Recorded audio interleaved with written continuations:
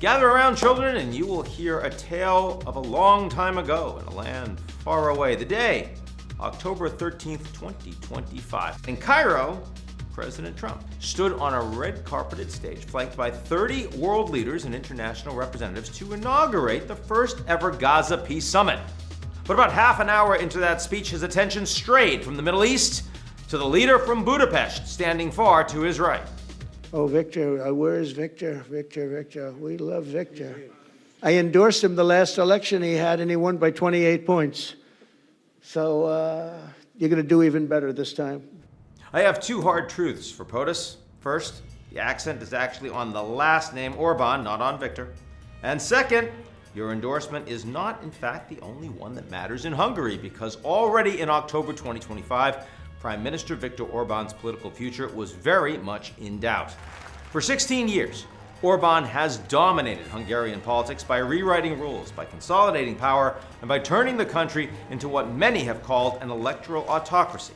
Along the way, he has positioned himself as Europe's leading nationalist, populist, and Donald Trump's closest ally on the continent, all the while cozying up with Russia and China.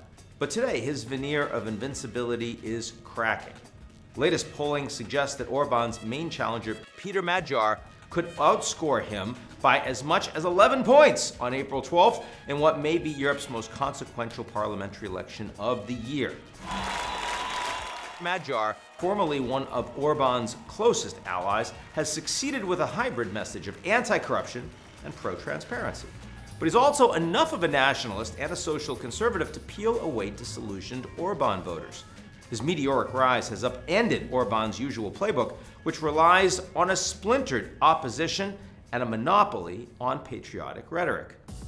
And now, with word that U.S. Vice President J.D. Vance will be making a last-minute stop in Hungary in the last few days of the election, it's become clear that the Trump administration is doing everything it can to keep Orbán's political life alive.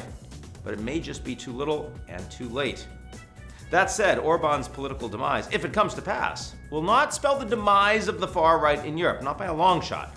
Nationalist parties are currently in power in Belgium, the Czech Republic, Italy, Slovakia, Finland, Sweden.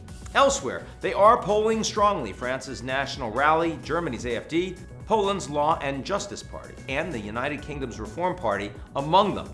And together, they command roughly a quarter of the electorate across the European continent. Economic stagnation, declining real wages, and rising housing costs continue to squeeze younger generations across Europe, and they push them into the warm embrace of the far right.